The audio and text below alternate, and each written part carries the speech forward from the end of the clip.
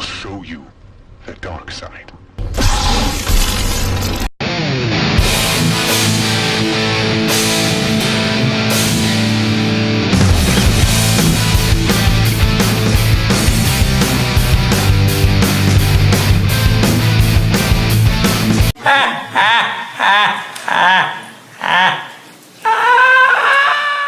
My name is Julian, and today we're going to be doing a full spoiler review of Suicide Squad. And today, joining me as always is Lewis. Lewis, go ahead. Probably one of the most controversial films in a long time. It seems like people are divided when it comes to this movie, and I don't understand why. I really don't. I watched it again this morning, and I'm not sure what all the drama's about, man. You and me both, bro. I have no idea what is going on. What is going on with this movie, bro? It's like, why is it so divisive? Like, it's a great movie. Yeah.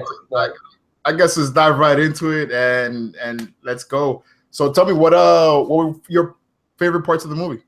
Well, when we start off the movie, after we got the intros, we see Amanda Waller basically trying to get the U.S. government to give her permission to start Task Force X. She uses Superman as an example, so obviously we find out that this is post Batman versus Superman. Okay. Superman's already dead, so she basically brings up the point to the U.S. government that what if the next Superman that comes to this world causes a threat to us? Mm-hmm. She uses that to basically manipulate the government. That's what she does. Manipulate the government to letting her create Task Force X, aka the Suicide Squad. We get awesome character intros for Deadshot and Harley Quinn. Deadshot's intro, I really enjoyed it. It really gave you a look at who this character is. Mm-hmm. Yeah, definitely. Well, for me, one of my favorite parts, like I said, we're doing a spoiler-heavy review, so if you have not seen the film, I guess just put it in your watch later list and come right back. So one of my favorite parts of the film was that little tidbit of Flash that we saw. It was like 8 seconds, 10 max. But yeah, we finally saw the Flash in his full Flash costume, the 3D printed one where it has like a million different pieces. So yeah, we actually got to see him on screen. And then my other favorite part was when Harley gets saved by Batman. So when the car goes over the cliff and everything, Joker and the Lamborghini and they all go over, and we think she's actually dead or something happened to her. And she actually tries to stab him while they're both on the water. Dude, that scene to me was epic, bro. Yeah, it was interesting to see how Batman was introduced so quickly into the movie. Within the first 10 minutes, we got two separate occasions with Batman. We see after that, basically, once the team is assembled, you find out that Enchantress is actually the bad guy of the movie. And I remember when we were sitting down like 10 minutes before the movie started, I looked at you and I was like, yo, who's the bad guy for this movie? Yeah. We've been so focused on how we were so pumped. Yeah, we were so pumped about the movie. We didn't even we never asked the question, who's the bad guy? Because we knew it wasn't the Joker. It was confirmed pretty early on. And it couldn't be. So it was crazy that it took us that long to actually ask the question. But we find out it's Enchantress. We find out her whole backstory where Amanda Waller has her heart and she's basically forcing her to do her bidding because she can't defy her. Her heart is in a briefcase attached to a bomb. It has a proximity mine on it as well. So Amanda Waller covers all her bases. Yeah, Amanda Waller is definitely the OG, man. She is vicious. She is so calculating in this movie. She was portrayed perfectly by Viola Davis. Yeah, so that scene when they go after her, so they're gonna go rescue her. So everybody rushes in and she just kills off all the non-essentials in the film. That was crazy. So she killed like the IT guy, the secretary, the coffee boy. Hey, they weren't cleared. Pap, pap, pap, pap. She lit everybody up in the room, and I was like, "Oh my god!" Yeah, super. Again, one of the things I don't understand why everybody's giving the movie such a hard time. Hold on, something wrong with my mic. I'm not sure why everyone's giving the movie such a hard time.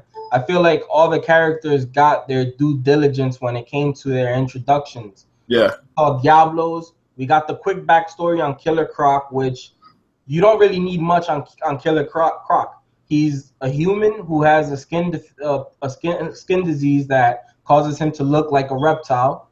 That's it. What else do you really need? Do you need to know where he was born or anything like that? No. That's who he is. That's what he does, and that's it. Mm-hmm. Basically, he's just a crazy guy with a skin disorder, and he happens to be kind of strong, and he's a cannibal. Psychopath. He's a freaking psychopath. He's a cannibal. He doesn't care. Right. So everyone got their intros except for Slipknot, which, like we said yesterday in our other non-spoiler review, there was really no reason to give him an intro. He is the first member of the Suicide Squad killed as he's trying to escape, which was interesting because actually Captain Boomerang was the one that talked him into it. He definitely instigated that little skirmish. Yeah, I feel like Captain Boomerang, he said it, but he wasn't 100% sure. He's like, they're lying to us about these bombs in our neck, right? They're just using fear to keep us here. But there's really no bombs in our neck. And Slipknot was like, oh, you really think so? He's like, I know so, man. Let's do this. Let's get out of here. Mm-hmm. And he tested the waters, and boom, had exploded. Which it had to happen. A member of the Suicide Squad had to die in order for this movie to be taken seriously. Yeah. One of the main problems everyone has with comic book movies. Yeah, and I think it definitely is one of those key things that actually brings the team more together. Like, hey, if this happens, you're gonna die, or anything happens to Rick Flag, we're gonna die. So you saw it when they all teamed up around him. That was a great contingency plan by Amanda Waller. That was amazing. She thinks like, man, she plays chess while everyone else is playing checkers. Exactly. She definitely thinks of life as a chessboard. We get them basically after you get their quick introductions. Everybody gets sent to the city where Enchantress is building a machine that is going to destroy the Earth, basically, because she feels betrayed by the humans, that they no longer worship her. So the Suicide Squad gets sent there. We get that quick Slipknot death scene. Mm-hmm. Deadshot and Harley were planning on actually killing Katana. Yeah. And Rick Flag. Something changed in Deadshot in that scene, and it was a redeeming moment for him, pretty much. Yeah, it seemed like some people might think it was a little bit forced. I don't think that it was forced, because when you see his backstory, yeah, he's an assassin, but he's doing it for his daughter. That's his weakness, as Amanda Waller points out. His weakness is his daughter. So that was a good thing to touch on, because even the most evil people, they have that one weak spot. Yeah, and even the Joker in this film, his weak spot is Harley. Yes. Like we said yesterday, very weird, because it has never been like that in the comic books or the animated series. Never. He's used her, and he really didn't care what happened to her. So that was an interesting change for the Joker. Yeah. But, we see Deadshot take a great leadership role within the Suicide Squad. People were upset. They feel like, oh, it's Will Smith. He's getting that special treatment. Check your comics, people. Deadshot has led the Suicide Squad before. It's not anything new. Deadshot is the field commander of the Suicide Squad, of Task Force X. Just one more thing that I want to go over real quick. I just want to echo Louis' sentiments again. We do have backstory for all the characters except for Slipknot, and I think just for Amanda. And so I don't know where all these critics and everybody is saying that we don't get backstories for the characters. If you really want to know who doesn't get a lot of exposure or a backstory, if you guys remember Jason Bourne, when we first saw that movie, Jason Bourne, like, there was nothing to his character except that he had amnesia, and then we still don't know pretty much what happened. So his backstory is how do you call it? It's told throughout the 5-film series that he has. Also, Guardians of the Galaxy is the same thing. Some characters' backstories didn't get introduced, like Rocket as well. And I think also what I found out about Rocket is that he's a raccoon and put back together a couple of times, and that was very vague. Exactly, and then the biggest one is Darth Vader. Darth Vader, we don't know who he really is in the first story. So it's just one of those things. We definitely did get backstories, and people are just definitely nitpicking this movie. Yeah. So I just had to point that out there one more time.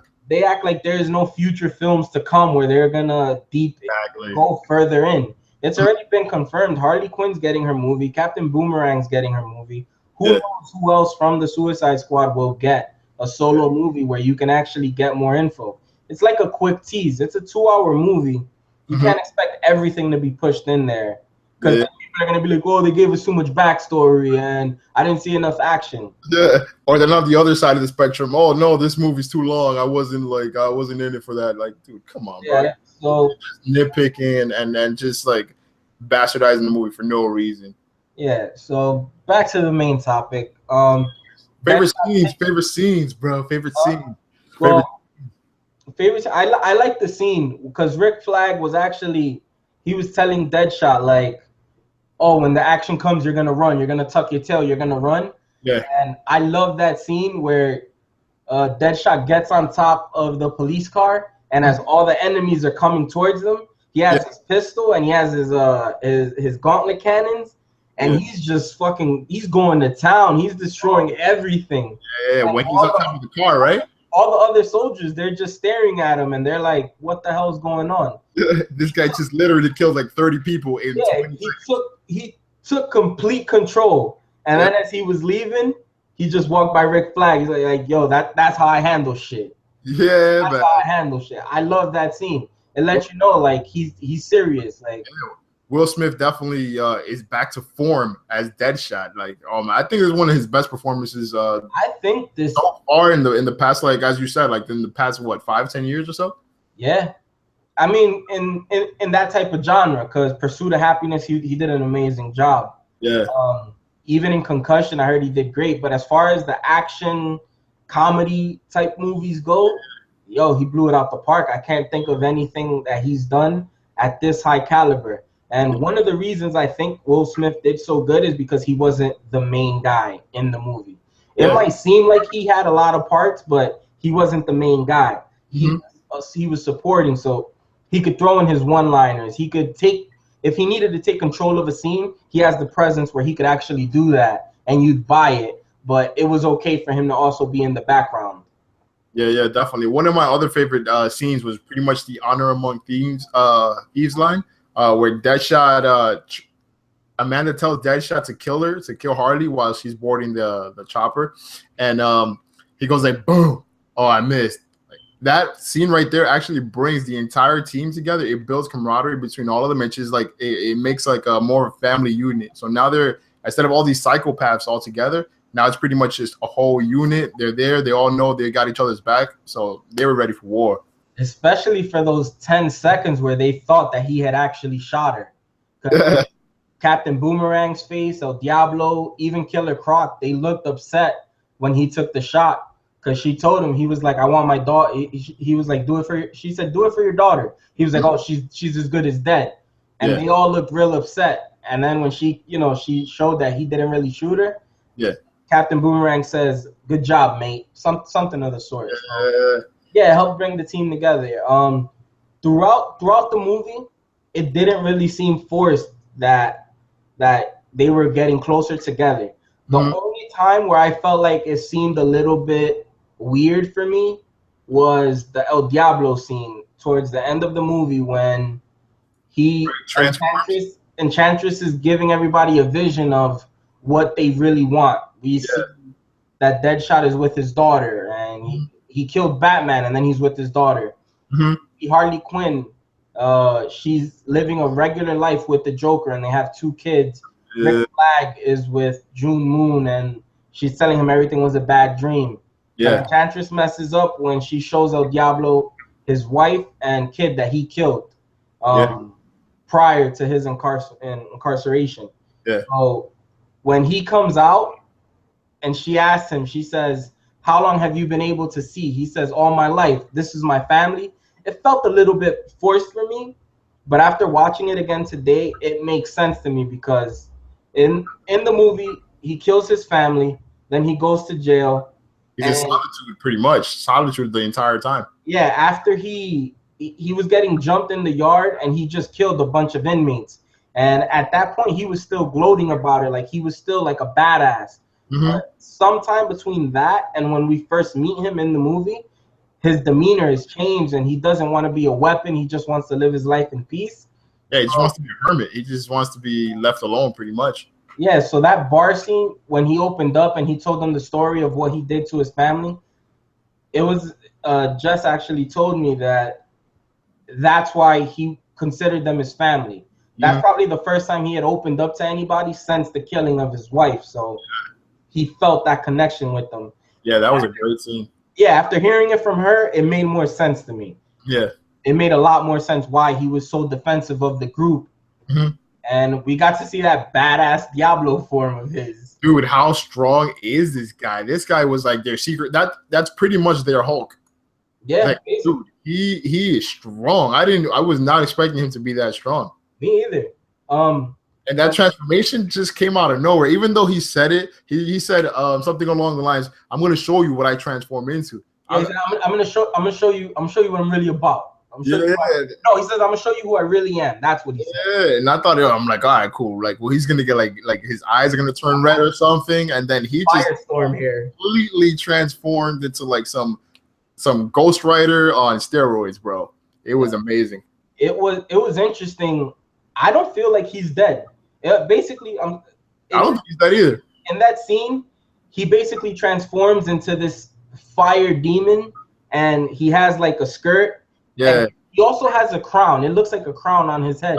It's like an Aztec type of demon, pretty much. Very similar to like the crown that Enchantress and her brother has. Yeah. So he basically goes one-on-one with Enchantress's brother, and then he sacrifices himself for the good of the group. Because once the brother is killed, Enchantress gets weaker. Yeah. So me personally, I don't feel like he's dead because it was an explosion, a fire explosion that killed him. That just doesn't seem to make sense. I feel like he could come back, and honestly, I want him to come back. He was a great character. He evolved the most throughout that movie. Yeah, I definitely think he's definitely alive. I don't think he's dead at all. And leaving the movie, he was definitely one of my favorite characters, and I think a lot of people are going to feel the same after they watch the movie. Awesome performance by Jay Hernandez, man. That was great. Just one more thing with this movie. For some reason, this movie seems to be like hit or miss with people. It's very divisive. For some reason, like people are saying that it has problems, but for some reason, I can't see the problems. I don't know. It has no glaring negatives to me that just stand out and go like, oh, wow, this scene was really bad. They could have done without that. Or they could have edited that out or cut it out. Unlike Batman versus Superman or the movie that will never be mentioned. But I'll mention it now just to make my point. It's Fantastic Four. So those movies definitely had problems. They had editing problems, scripting problems, visual problems. Where this movie, to me, and I guess to Lewis as well, it just flowed seamlessly until we get that part with Amanda Waller where she's walking to the table, she's already having a full course meal. But yeah, other than that, the movie just flows seamlessly after that. And people are saying that, oh, you can see where the studio messed around with the film to make it a lighter tone. This is where they injected the scenes to make it more humorous. That's a lie. That's a damn lie. The movie flowed perfectly. It's a lie. Go out there, see the movie. It's great. Yeah. So basically, I completely agree with you, by the way. But after El Diablo sacrifices himself, we get Enchantress fighting the whole entire squad, whoever's left. She basically goes and fights them hand to hand, and then she just decides that maybe it's not worth it. So she takes all their weapons away, and she offers them a chance to join her. When she offers them a chance to join her, Harley Quinn says, you know what? We might as well. She gets closer. She asks her if she can bring back the Joker because he was involved in a plane crash earlier in the film where it seemed as though he's dead. Enchantress says, yeah, I can bring him back. As Harley Quinn gets closer, she grabs the sword, and she actually cuts out Enchantress's heart, which weakens her. Yeah. When that happens, we get a quick slow motion montage. Killer Croc throws some dynamite into the weapon, and Deadshot, Harley Quinn passes her gun to Deadshot. Deadshot shoots the dynamite. We got a big explosion, and then Enchantress is weak. That's when Rick Flag comes along, and he says, give me back my girl. Enchantress says no. He says, I'm gonna destroy your heart, therefore killing Enchantress and Dr. June. And she says you don't have the balls. He destroys her heart right there. And we think that she's dead, and you can see the pain in the rest of the squad's face also. Like, you know, he started off as an asshole, but he just made a big sacrifice for us as well. Mm-hmm. Just one more thing. Also, when you guys finish watching the film, it's just a little FYI. There is a mid-credit scene, so don't leave the theater. There is a mid-credit scene. You guys are definitely going to enjoy it. It ties into to BVS, I believe, and it's also going to tie into Justice League. So don't leave the theater. There's a mid-credit scene. Yeah, a mid-credit scene that was actually probably one of the best ones DC has had. Yeah, definitely. Because it basically lets you know how Batman got all the information on the rest of the Suicide Squad aside from the files that he had gotten from Lex Luthor. Mm-hmm. So, guys, I also have a question for everybody as well, and also for you, Lou. The ultimate cut. We're going to get a director's cut of the film. So apparently there's 2 versions of the movie floating around there.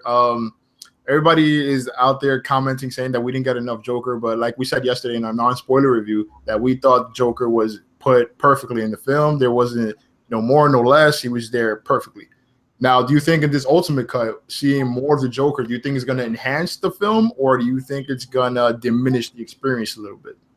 Just like I said yesterday, I feel like the enhanced version is going to have absolutely no effect on the movie. It's all going to be throwaway scenes where we either get a little bit of humor or we get a little bit of more insight on just how twisted and sadistic the Joker is. Yeah. But nothing too crazy. Yeah. For example, in the movie, in the theatrical version, when the Joker, when he takes the bomb and he puts it in that guy's neck, yeah, the next time we see that guy is when he's on the plane and he's disarming Harley Quinn's bomb. Mm-hmm. So what I feel like we're gonna see is from that scene on. Yeah. The Joker had to talk to the guy. The guy had to explain to him what happens and how to disarm it and all of that information. Yeah. I feel like that's what we're gonna get. We're gonna get a scene where it's the 2 of them, and the Joker is like, "Oh, so all I gotta do is press this button, and then we're gonna get." You know what I mean? Like we're gonna get stuff like that. We're not gonna get anything crazy like I said yesterday. Just like Batman versus Superman. Only reason we ever get director's cut is because they need that DVD and Blu-ray sales. Mm-hmm. And yeah, why not film 30 extra minutes and just put it in there? Yeah, but 30 minutes does do a lot. Just keep in mind what happened in Batman versus Superman. But Batman versus Superman sucked from when we saw it in the movie. Yeah, and we knew that even 10 minutes would have been good enough. And guess what? It had a lot of throwaways too. Even after the Ultimate Edition, which we've said a bunch of times, it made Batman versus Superman that much better. Mm-hmm. Yeah, there was still some stuff that didn't make sense. Oh yeah, of course. The film is still broken. Like it's still a broken film. We still don't know what the hell Steppenwolf was doing with the 3 mother boxes talking to Lex Luthor. We don't know what the hell was going on there. We don't know how Lex knew that putting Zod's body. You know what I mean? It's just I don't even want to get into it because we'll run on. But even with those, it wasn't a great movie. This movie is different. It's already great. So anything that gets put in is not gonna hurt this movie in the Ultimate Edition. All right, so you guys tell me what are your thoughts in the comment section below. Do you think this Ultimate Cut is gonna enhance or diminish the experience of the film? So let's go into film dislikes. So for me, real quick, Killer Croc wasn't really used too much. You know, we got little one-liners here and there. I think we got like 4 in total. I wanted to see a little bit more of him and just keep going on with the Killer Croc theme.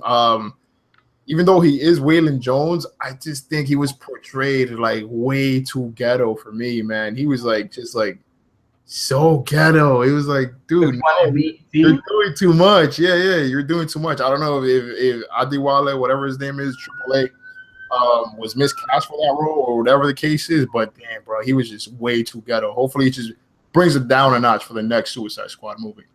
Actually, it's weird. I didn't really even have a problem with Killer Croc because he's never been the brains of any operation. He's always basically been He's basically always just been there. He's the muscle. Yeah. So when you're the muscle, you don't really need to come up with plans. Yeah, definitely. Throughout the movie, his But best scene was when he was just beating shit up.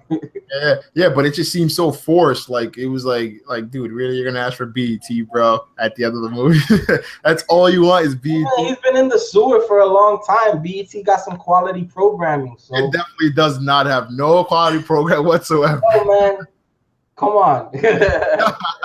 I don't watch BET, but still, I'm pretty sure there's some good quality programs there. But another film dislike for me was like we said in our non-spoiler review was Joker's obsession with Harley Quinn. It just seemed like it just didn't fit for me. That was just one of those things that I'm nitpicking on, and mind you, I'm nitpicking hard because we don't get that in the comics, we don't get that in none of the animated series. Yeah, it just doesn't. It didn't agree with me personally. And then the last thing was in that flashback between Joker and Batman, like Joker doesn't acknowledge Batman whatsoever in the film. Like, so I was wondering what, like, he didn't shoot up, nothing. You just saw Harley. Harley, when she saw Batman, she started shooting up. Oh, you're ruining our date, Bats. And she pretty much lit up the entire roof. Joker didn't even blink when Batman was there. Well, so that was one of those things for me. Or maybe it's in the director, the ultimate cut. Maybe that's going to be in the ultimate cut. Well, Amanda was saying that Harley is more crazier than Joker and more dangerous. Which is a lie. She has never been crazier than him. Which is probably the reason why they went the route of her shooting the gun up instead of Joker, to show that this Harley Quinn that we're getting in this movie, she's fearless. Yeah. So if it would have been the Joker, it would have been like, all right, so Harley's just there. She's eye candy. But them doing it the way that they did it shows you like, yo, this girl, she don't care. And then even when she was underwater, she's like, yo, I don't know how to swim. And then she underwater, it's showing you like, yo, this girl's a badass. And definitely is a badass. Back to what you had said about damn, what was it again? About Killer Croc. Yeah. At least for me, I didn't feel like it was forced. I actually enjoyed how he was throughout the movie. You got to see some confidence here and there, but again, it was just pure muscle. I just want to beat shit up, and I'm beautiful, baby. Yeah, I'm beautiful. I don't know. I enjoyed it. Maybe I'll watch it. I'll watch it a couple more times. Yeah, I'm definitely gonna be watching it a couple more times as well too. Yeah, but the movie was good. I still stand by what we said yesterday. I hope we get El Diablo back. I'm looking forward to see what happens from the events of Suicide Squad. Yeah. How all these characters progress. And I think they did a good job. I want somebody to tell me why they didn't like it. Give me a valid reason. We could have a discussion about it. Have a civilized discussion about it. Yeah, civilized. And I just really want to see somebody else's point of view, because it doesn't add up for me. Yeah. Like 2 movies were out there and I saw the good one and maybe some people saw the bad one, but anyone who's saying the movie sucked can't give me one great reason why it sucked. Yeah, people can't seem to articulate their negatives on the movie. So every time I ask somebody, so what didn't you like about it? Oh, editing and this. And I clearly know this person doesn't know a thing about editing or anything like that. It's just pretty much going off of what other people are saying. And the other people, they have no basis either. So they have nothing. There's just nothing to compare it to. So these negatives are just like, it's a myth. It's a lie. This movie is great. Yep. So that's it. So tell me, Lou, what did you want to see in the film? Anything that you wanted to see? Well, no, like I said yesterday, we bleeped it out because we realized after we recorded that it was actually a spoiler. But I really did want to see Deathstroke. I feel like Deathstroke's been the best, one of the best members of Suicide Squad. In the comic books, he's a very popular character, and I would like to see them on screen, Deathstroke and Deadshot, because I feel like it'd be one-upsmanship. Like, all right, I just did this shot where it ricocheted off of 5 walls. What can you do? Like, I don't know. I think it would be cool, but halfway, like towards the end of the movie, I remember I told you, I was like, yo, I don't think Scott Eastwood's Deathstroke because Slade Wilson, he's a colonel. Yeah. Rick Flag's the colonel. Yeah. He's a lieutenant. So it wouldn't have made sense. That as soon as that hit me, I was real let down. Yeah. And it was teased great throughout the entire film because they did not drop GQ's name until the very last possible second. So I was waiting for him to call him Wilson or Slade, something. I was waiting for it. For Terminator, even Terminator, I would have been happy. Bring me the Terminator or something crazy like that.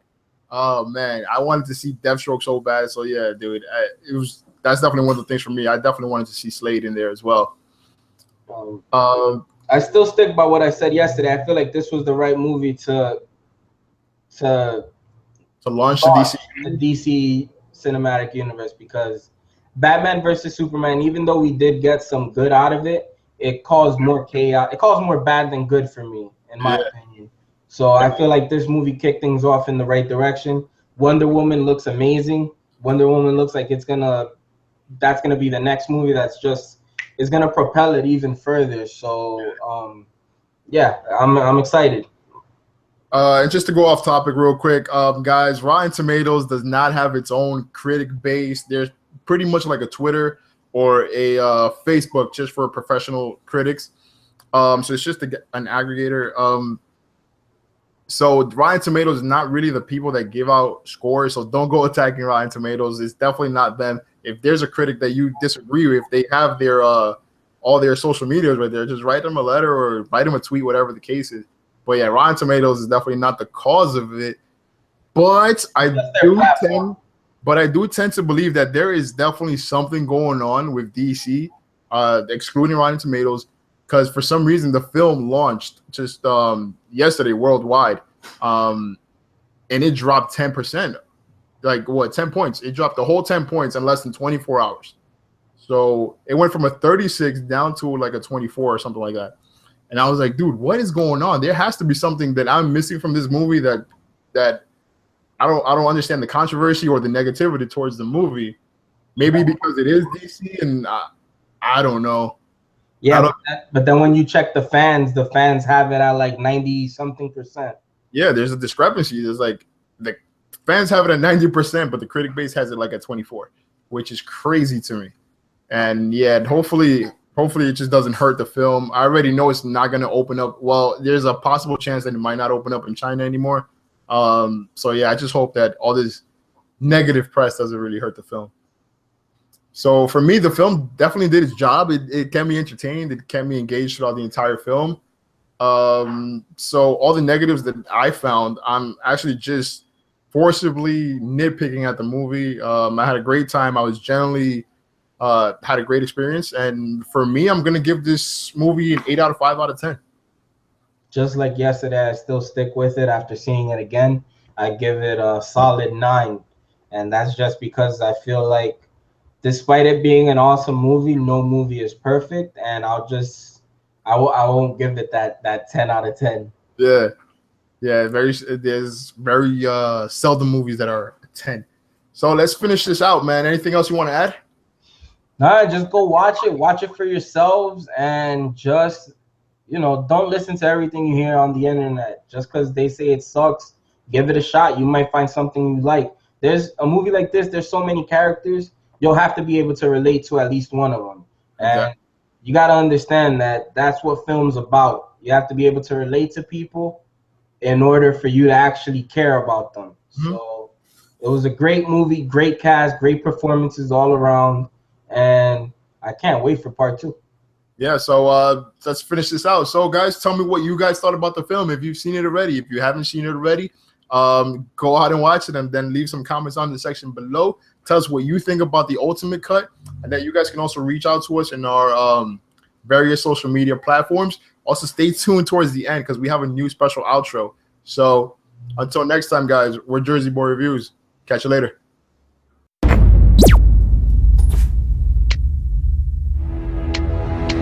Nothing will stand in our way.